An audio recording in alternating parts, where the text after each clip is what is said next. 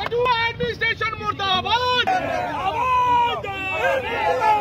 SC-OBC को इंसाफ दो, SC-OBC को इंसाफ दो। आवाज दो, आवाज दो, आवाज दो, आवाज दो। नहीं चलेगी, नहीं चलेगी। SC-BC समाज के साथ नहीं चलेगी, नहीं चलेगी। आम आदमी पार्टी SC-BC समाज के साथ नाइंसाफी नहीं चलेगी, नहीं चलेगी। SC-BC समाज के साथ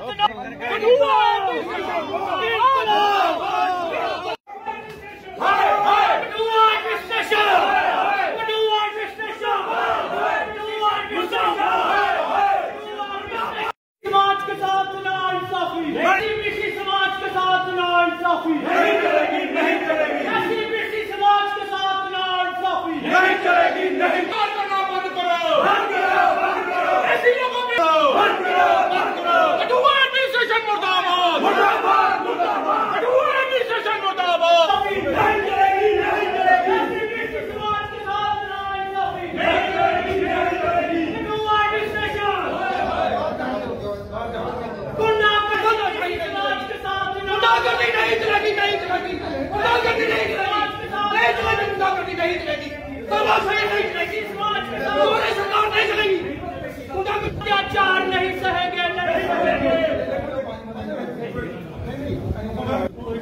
10 मिनट जाएंगे, 10 मिनट जाएंगे। अत्याचार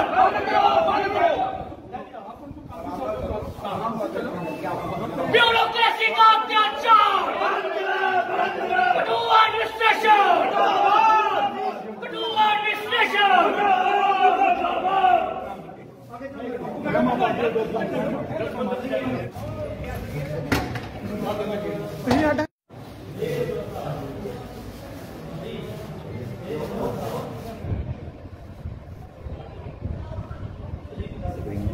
आज का जो प्रोटेस्ट है वो 2 मेन मुद्दों पे रखा गया है। नंबर 1, श्री भूपिंदर कुमार भोला जी, श्री भूपिंदर कुमार भोला कुमार जो कि national commission for scheduled caste की जो मेंबर हैं, डॉक्टर अंजू बालाजी उनके प्राइवेट असिस्टेंट हैं, उनकी हैरेसमेंट, उस पीए की हैरेसमेंट के अगेंस्ट ये प्रोटेस्ट है। अब मैं आपके समक्ष कुछ तथ्य रखना चाहूंगी। सबसे पहला तथ्य, 2 और 3 दिसंबर 2022 को हम लोग खुद कुछ रिप्रेजेंटेटिव्स के साथ मैडम डॉक्टर अंजू बालाजी से मिले और एक रिप्रेजेंटेशन जो है उनके समक्ष रखी गई। वो रिप्रेजेंटेशन चकजगनी गांव और दियानी गांव की लैंड इंक्रोचमेंट जो कि एक्सप्रेसवे बन रहा है, कॉम्पनसेशन और उसी के साथ साथ जंक्शन को लेकर थी।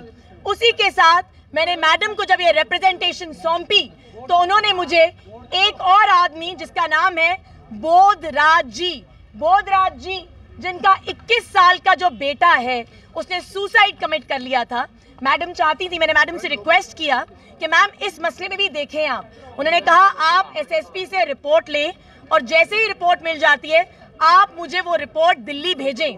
अब दूसरा तथ्य, चकजंगी का जो रिप्रेजेंटेशन था उसमें आज तक हमें सिर्फ 2 लेटर्स आई, उसके अलावा कोई भी रिपोर्ट नहीं मिली। ये वो रिप्रेजेंटेशन है। इस रिप्रेजेंटेशन को चीफ सेक्रेटरी को मैडम ने भेजा था मगर आज तक फाइनल रिपोर्ट हम तक नहीं आई। उसके बाद हमने दूसरा जो रिप्रेजेंटेशन भेजा 19 जनवरी को, वो था श्री बोधराज जी के बेटे के बारे में जिसकी मृत्यु हो चुकी है, ये भी अनुसूचित जाति के हैं। तीसरा रिप्रेजेंटेशन जो 19 जनवरी को भेजा गया वो भेजा गया था त्रिंडिया गांव के लोगों के लिए, और जो चौथा रिप्रेजेंटेशन भेजा गया था वो भेजा गया था मंडला गांव के बारे में। मंडला गांव का एक अनुसूचित जाति का लड़का है जिसका नाम है राजेंद्र कुमार। ये बंदा 9 साल से अपनी कॉम्पनसेशन के लिए तड़प रहा है।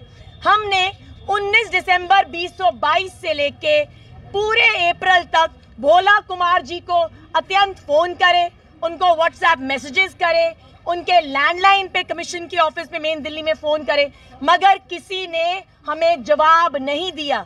जब जब भोला कुमार जी को पूछा जाता था कि आप रिप्रेजेंटेशन का जवाब क्यों नहीं देते, तब तक वो मेरी किसी भी बात का जवाब नहीं देते। अल्टीमेटली 2 अप्रैल 2023 को मुझे पता चला कि मैडम अपने पीएजी के साथ कठुआ आ रही हैं। तकरीबन जब मैंने भोला कुमार जी को हम सब ने फोन किए तो भूपिंदर कुमार जी जो उनके पीए हैं उन्होंने मुझे बोला 12 बजे फोन करिए, 1 बजे फोन करिए, 2 बजे फोन करिए, 3 बजे, और ये तांता रात के 8 बजे तक चलता रहा।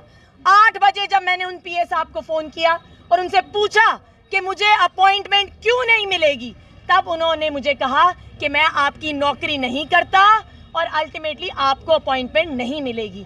किसी तरह से 3 अप्रैल को हम मैडम अंजू जी से मिले, जितने भी अग्रीव लोग थे उनके साथ।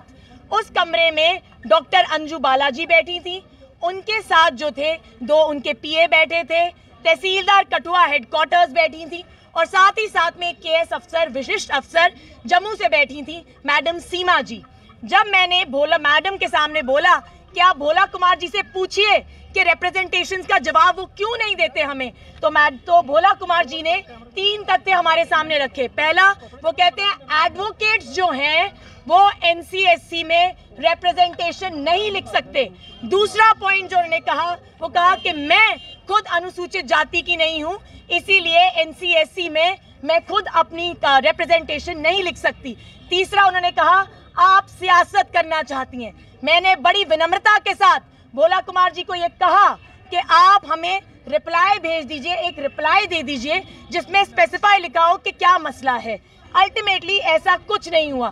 मेरी बात कंप्लीट नहीं हुई है, मेरी बात कंप्लीट नहीं हुई है। अभी रुक जाइए 1 सेकंड, प्लीज रुक जाओ। उसके बाद मैं आप लोगों के समक्ष कुछ बातें national commission for scheduled caste की बात करता है।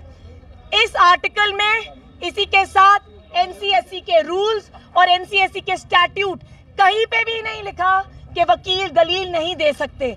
हमारा यही विनम्र निवेदन था भोला कुमार जी से, अगर मेरी रिप्रेजेंटेशंस में कोई गड़बड़ थी तो वो हमें जवाब देते और लोगों के मसले इतनी देर तक नहीं रुकते।